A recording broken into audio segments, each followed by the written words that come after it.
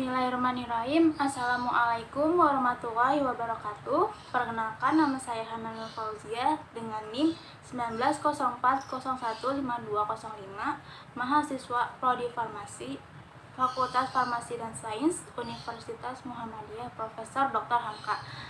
Dalam video kali ini, saya sebagai salah satu anggota kelompok 8 ingin menjelaskan tentang tinjauan atau penelusuran pustaka terkait kapsul sustained release yang dengan bahan aktif loratadin dan pseudoephedrine HCl.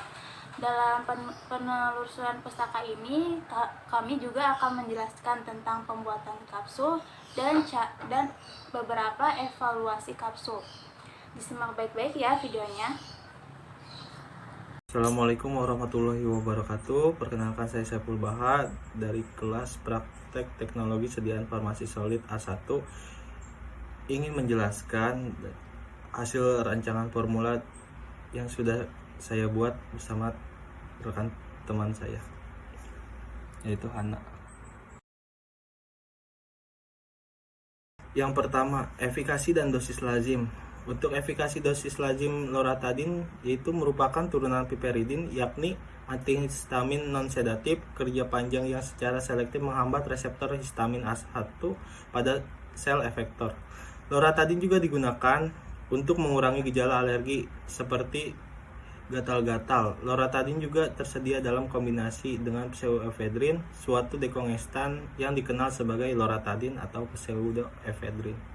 Untuk dosis lazimnya di sini loratadin dewasa dan anak 12 tahun yaitu 10 mg untuk 1 kali sehari. Untuk dosis lazim anak usia 2-5 tahun 5 mg untuk 1 kali sehari. Anak usia 6 tahun atau lebih bisa menggunakan 10 mg untuk 1 kali minum.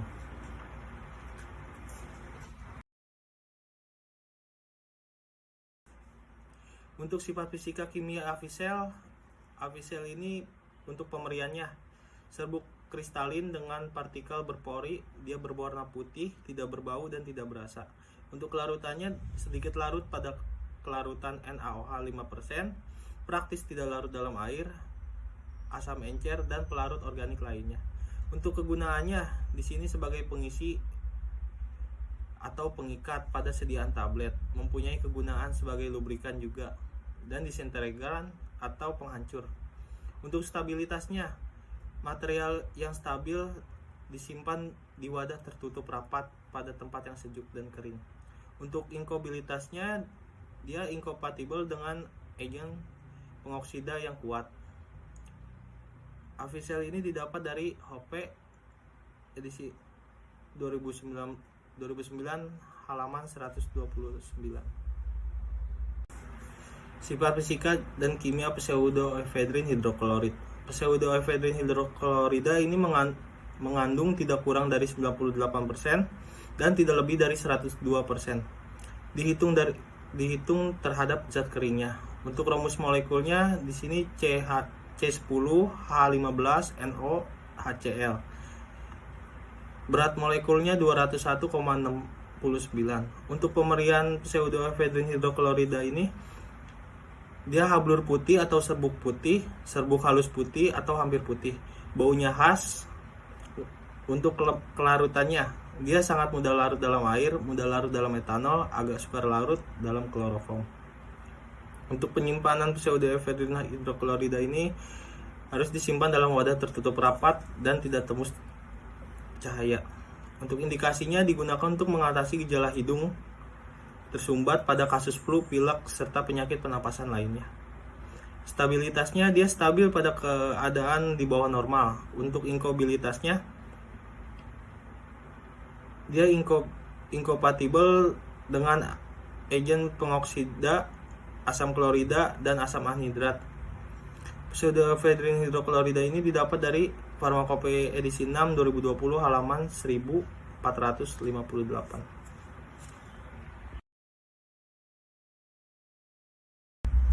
Nah, untuk formula yang sudah kami rancang bersama rekan tim saya Hana, di sini saya menggunakan loratadin sebagai zat aktifnya dengan bobot 10 mg, pseudoephedrine hidroklorida sebagai zat aktif saya menggunakan 120 mg, laktosanya sebagai filler atau pengisi saya menggunakan 50 mg, NaCMC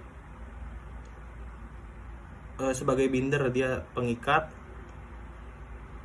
saya gunakan 13 mg, Avicelnya sebagai disintegran atau penghancur, saya gunakan banyak 7 mg.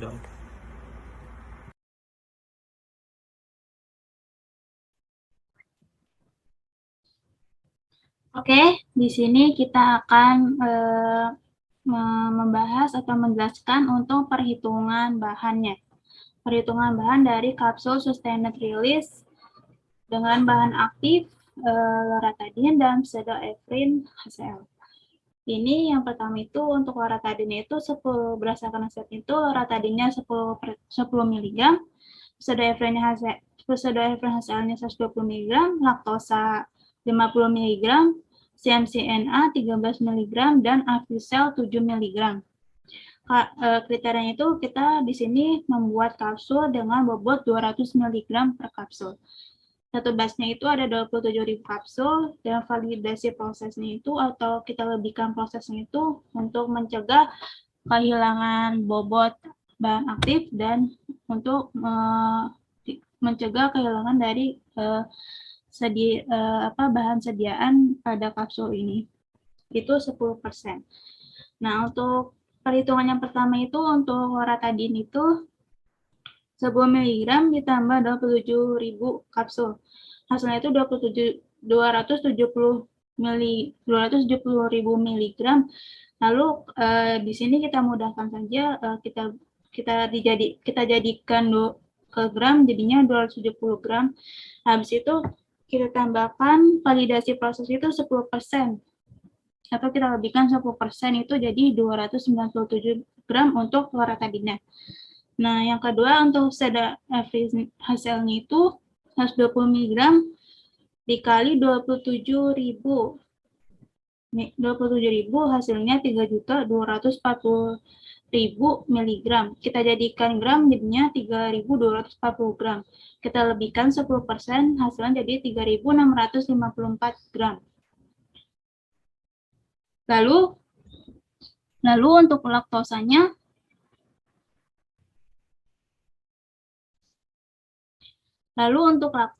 itu 50 mg 50 mg dikali 27.000 hasilnya 1.350.000 mg.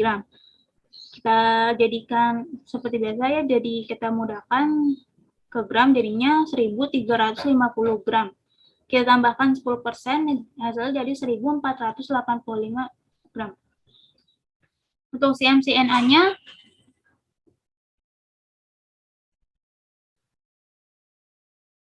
untuk CMCNA-nya itu kan kita buat 13 mg ya. Jadi 13 mg dikali 27.000 hasilnya 351.000 mg. Kita ubah ke gram jadi 351 gram, lalu kita lebihkan 10% hasilnya jadi 386,1 gram. Lalu untuk Avicelnya itu sesuai resep ya, sesuai kandungan atau sesuai formula yang kita pengen kita rancang. Avicelnya 7 mg dikali 27.000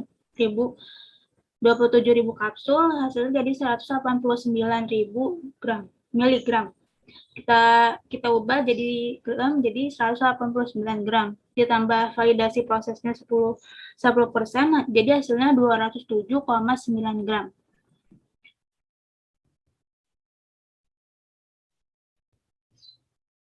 Selanjutnya kita akan menghitung atau menentukan ukuran cangkang kapsulnya. Kita ini di sini menggunakan metode rule of seven ya.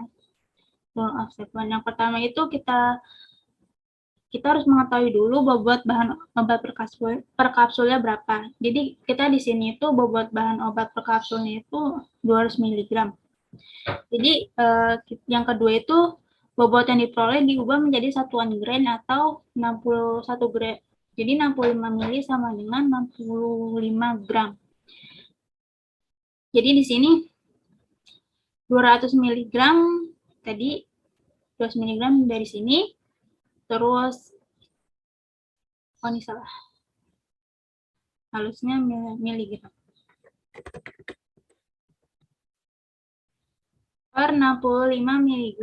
Jadi di sini kita ubah ke satuan miligram aja satuan dannya. Terus hasilnya jadi pembagian dari sini kita dihasilkan jadi 3,07 gram. Selanjutnya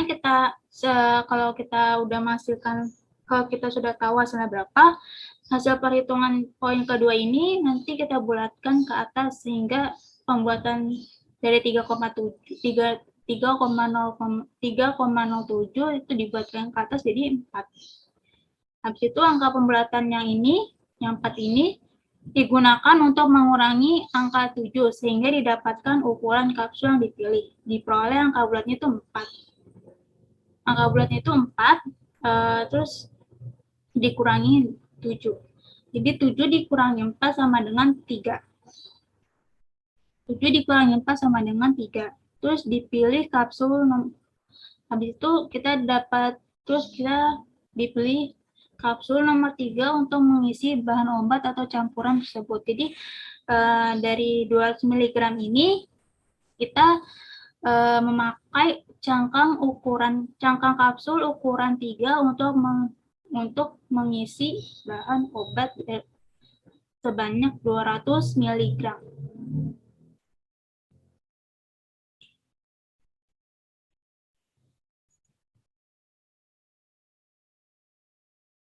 Selanjutnya aku akan membahas tentang cara pembuatan kapsul sustainable release dari bahan aktif loratadin dan pseudoephedrine HCl. Yang pertama itu tentunya kita siapkan alat dan bahan. Habis itu yang kedua itu kita timbang bahan aktif dan semua eksipien sesuai dengan formulasi atau sesuai dengan formula yang kita buat. Seterusnya kita tambahkan laktosa sebagian, lalu dicampur sampai homogen. Nah, yang selanjutnya masukkan pseudoephedrine HCl dan loratadin, lalu gerus halus dan homogen. Terus habis itu kita tambahkan CMCNA dan sisa laktosa yang tadi, gerus halus dan homogen. Terus kalau kita udah tambahkan CMCNA dan sisa laktosa yang tadi, kalau udah homogen juga, kalau udah semua tercampur secara rata, karena kita ini juga menggunakan metode granulasi, jadi kita diayak dulu semuanya menjadi granul, terus dan dikeringkan dalam lemari pengering pada suhu 40-50 derajat Celcius. Setelah kering kita ayak lagi sampai halus dengan pengayak mes. Lalu untuk pengayakan ini untuk memperoleh granul dengan ukuran yang diperlukan atau dengan ukuran granul yang kita pengen. Habis itu kalau udah mendapatkan granul yang kita pengen, dengan ukuran yang kita pengen, kita tambahkan Avisel. Lalu habis itu gerus homogen dan tercampur. Habis itu kalau udah kita pilih ukuran cangkang kapsul nih, kan sebelumnya kita udah menentukan atau menghitung ukuran cangkang kapsul itu berdasarkan bobot obat per kapsulnya. Habis itu setelah itu lakukan pengisian kapsul. Pengisian kapsul dapat dilakukan dengan tangan, dengan alat bukan mesin, dan bisa juga kita isi dengan mesin. Habis itu setelah pengisian kapsul dibersihkan untuk memastikan tidak ada lagi granul atau bahan obat yang tertinggal atau tersisa, dan juga untuk menghindari kontaminan atau pencemaran dari luar kapsul. Nah, yang terakhir, saat semua selesai, kita masukkan kapsul ke wadah dan kemasan, baik kemasan primer maupun kemasan sekunder, lalu beri etiket dan label.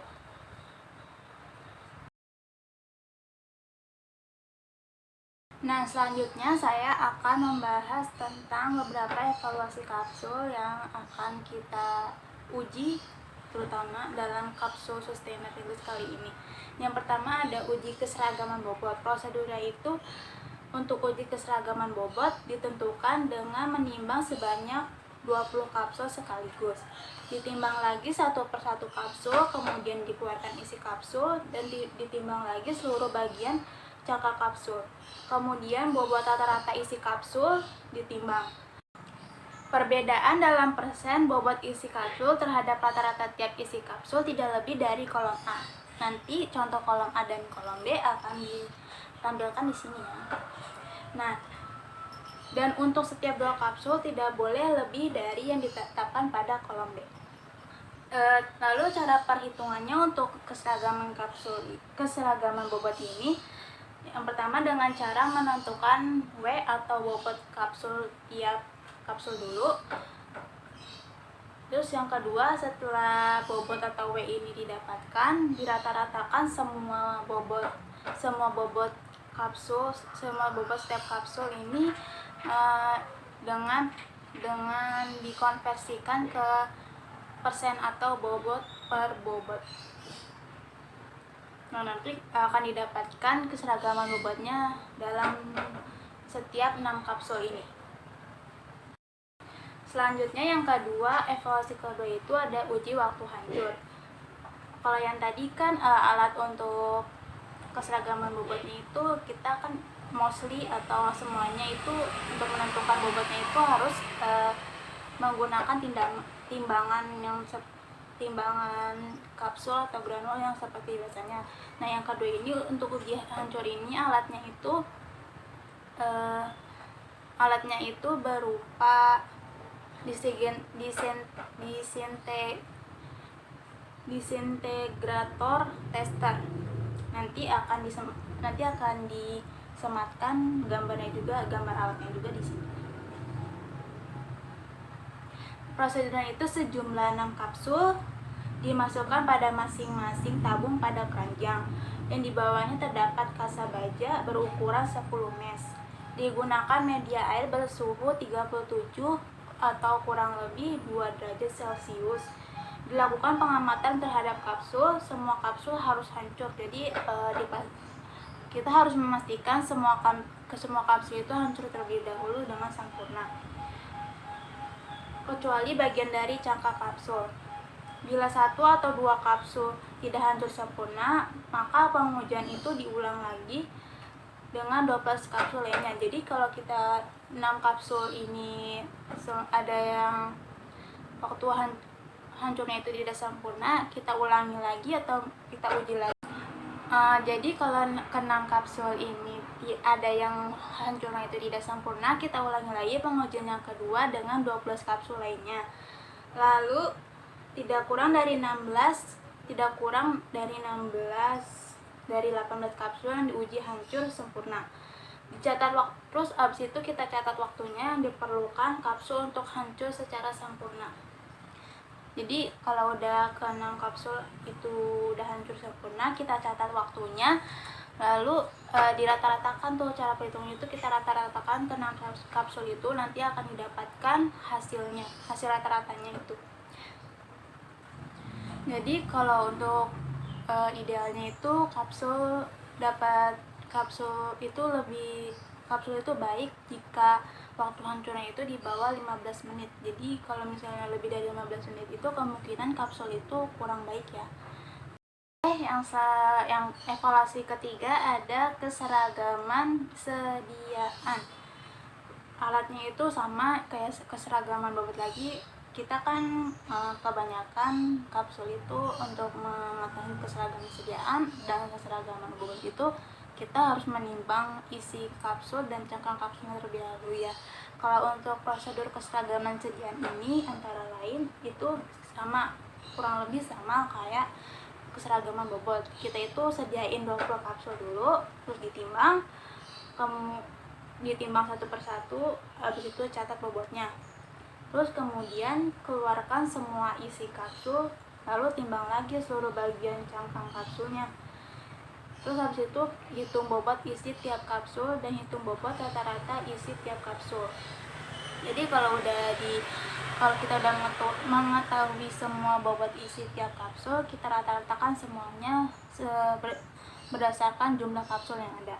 Terus Jika dipersyaratkan uji keseragaman kandungan, dapat dilakukan dengan melakukan uji keseragaman bobot jika simpangan baku relatif atau SBR-nya itu kadar aktifnya pada sajian akhir tidak lebih dari 2%. Jadi kalau misalnya simpangan baku relatifnya itu idealnya itu 2%, tidak lebih dari 2%. Kalau lebih dari itu kemungkinan kapsul atau isi kapsul yang ada yang kita uji kurang baik atau harus diuji ulang sepertinya. Terus perhitungannya itu cara perhitungannya itu mencari nilai X. Kita cari nilai X dulu pada setiap data dengan rumus X W dikali A per W petik. Nanti bakalan disematin rumusnya di sini. Terus habis itu kita merata-ratakan semua nilai X sesuai dengan jumlah kapsul atau jumlah data yang kita punya. Terus selanjutnya kita harus menentukan konstanta nilai N dan nilai K pada setiap kapsul yang ada atau jumlah data yang kita punya. Kalau sebagai contoh nih, nilai N atau jumlah kapsul kita itu ada 10, kemungkinan konstanta nilai K-nya itu 2,4. Nanti akan disematin tabel semua rumusnya di sini. Habis itu kita menghitung simpangan baku relatifnya dalam bentuk persen. Habis itu kita menghitung nilai keberterimaannya. Nanti contoh rumusnya itu bakalan ada di sini. Kalau untuk nilai keberterimaan itu kecuali dinyatakan lain, untuk pengujian pertama itu adalah 15,0. Kalau untuk pengujian kedua itu 25,0. Di sini ada cara untuk menghitung keseragaman sedianya juga. Diantaranya yang pertama itu ada ambil data bobot dari 10 tablet. Ini cara menghitung dengan metode yang lain. Yang pertama itu ada ambil data bobot dari 10 tablet. Ambil data bobot dari 10 kapsul. Kemudian hitung rata-rata kandungan obat dalam kapsul dalam bentuk persen pastinya, atau persen bobot per bobot. Habis itu catat nilai K dan nilai N-nya. Kemudian hitung standar deviasi atau simpangan baku atau S-nya. Terus kita hitung nilai keberterimaannya atau NP-nya. Nanti rumusnya sama aja kayak yang tadi untuk kita menghitung nilai keberterimaannya. Terus kita ambil kesimpulan nih. Kalau udah kita tahu semuanya, kita ambil kesimpulannya. Misalnya jika L1-nya jika kurang dari L1 maka lulus. Jika lebih dari L1 maka tidak lulus. Jika tidak lulus jika L1-nya ini tidak lulus, maka kita harus mengulang dengan uji kedua atau L2. Nah, nanti kita gunakan yang uji kedua ini dengan 20 kapsul, bukan 10 kapsul lagi. Sama seperti prosedur kita untuk menguji keseragaman sediaan. Oke, untuk uji yang terakhir ada uji disolusi. Alatnya itu dissolution tester. Prosedurnya itu kita masukkan sejumlah volume atau cairan, terus media disolusi seperti yang tertera dalam masing-masing monografi ke dalam wadah. Habis itu kita pasang alatnya. Terus biarkan media disolusi hingga suhu 37 derajat sampai 0,5 derajat Celcius. Lalu kalau udah kita tahu nih suhunya atau suhunya itu udah yang kita mau, kita ambil atau angkat termometernya. Habis itu kita masukkan 1 kapsul ke dalam alat. Terus hilangkan gelembung udara, kita pastikan gelembung udaranya itu hilang dulu. Lalu permukaan sediaan yang diuji segera dijalankan alatnya pada laju kecepatan seperti yang tertera dalam masing-masing monografi atau dalam alatnya itu. Terus dalam interval waktu yang ditetapkan atau waktu yang kita mau uji itu atau pada tiap waktu yang dinyatakan, ambil cuplikan pada daerah pertengahan antar permukaan. Itu kalau bila cangkang kapsul mengganggu penetapan, keluarkan isi tidak kurang dari 6 kapsul. Sesempurna mungkin larutkan cangkang kapsul dalam sejumlah volume media disolusi seperti yang dinyatakan atau yang kita mau gitu. Lakukan penetapan seperti yang tertera dalam masing-masing monografi atau masing-masing kriteria. Terus buat koreksi seperlunya. Faktor koreksinya tidak lebih besar dari 25%. Dari kadar pada etiket tidak dapat diterima. Terus kalau interpretasinya itu atau kesimpulan yang kita ambil itu berdasarkan farmakope itu kecuali dinyatakan lain dalam masing-masing monografi, persyaratan dipenuhi bila sesuai dengan tabel penerimaan. Lakukan pengujian sampai 3 tahap atau triplo kecuali bila hasil pengujian memenuhi tahap ujian yang pertama atau ujian yang kedua. Harga Q, nanti kita juga menentukan harga Q, adalah jumlah zat aktif masing-masing monografi yang dinyatakan dalam persentase kadar pada etiket. Angka 5% dan 15% dalam kapsul adalah persentase kadar pada etiket. Dengan demikian mempunyai arti yang sama dengan Q. Jadi 5% dan 15% itu sama dengan Q. Untuk cara perhitungan data-datanya itu kita merata-ratakan setiap data di solusi yang kita dapatkan pada setiap chamber itu sehingga nanti kalau udah kita rata-ratain semua itu akan mendapatkan data nilai Q. Syaratnya tiap unit sediaan tidak kurang dari Q ditambah 5%. Misalnya kalau Q yang kita dapatkan itu 70%. Nah, tinggal ditambah 5% aja, jadi nanti Q ditambah 5% atau 70 ditambah 5% sama dengan 75%. Itu tiap unit sediaan tidak kurang dari segitu.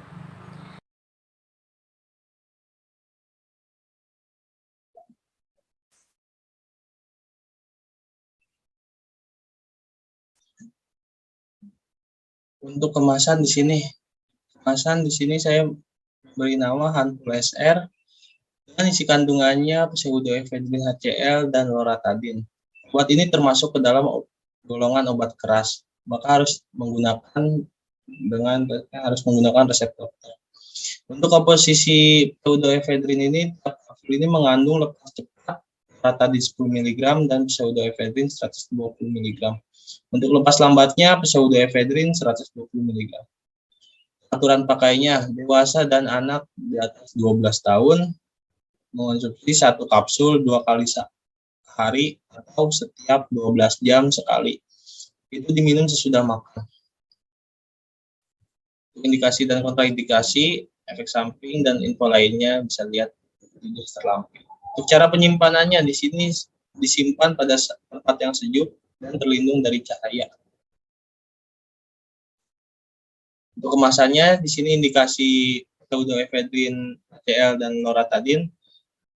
Indikasinya gejala-gejala yang berkaitan dengan rinitis, alergika seperti bersin-bersin, hidung tersumbat, dan rasa gatal di hidung. Obat ini disarankan bila kedua sifat antihistamin dari loratadine dan efek dekongestan dari pseudoephedrine dibutuhkan. Untuk kontraindikasinya, penderita penyakit kardiovaskular seperti insufisiensi koroner, aritmia, dan hipertensi berat. Sensitivitas terhadap pseudoephedrine dan loratadine. Pemberian bersama ketoconazole dan derivat azole yang lain atau obat golongan makrolida pada kegagalan pernapasan juga.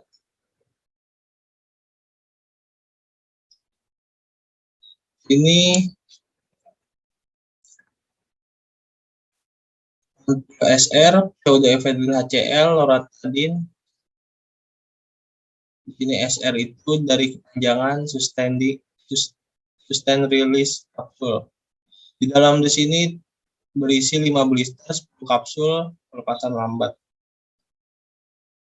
Komposisinya seperti Etiket di atas, tiap kapsul ini mengandung lepas cepat loratadin 10 mg dan pseudoephedrine 120 mg. Untuk lepas lambatnya pseudoephedrine 120 mg. Efek samping dari obat ini itu mual, muntah, kehilangan nafsu makan, sakit perut, mulut terasa kering. Cara penyimpanannya, simpan di tempat sejuk dan kering serta terhindar dari sinar matahari langsung. Nomor registrasinya di sini sudah saya buat. Untuk dosisnya, penggunaan obat ini harus sesuai dengan petunjuk dokter. Aturan pakainya dikonsumsi sesudah makan. Perhatian, obat ini hati-hati dalam penggunaan obat ini pada pasien yang mendapatkan terapi MAOI atau dalam 10 hari penghentian terapi. Hati-hati juga penggunaan pada pasien glaukoma, sudut sempit, retensi urin, hipertensi berat, penyakit arteri koroner, dan hipertiroid. Ditegaskan kembali lagi, obat ini harus dengan resep dokter. Terima kasih.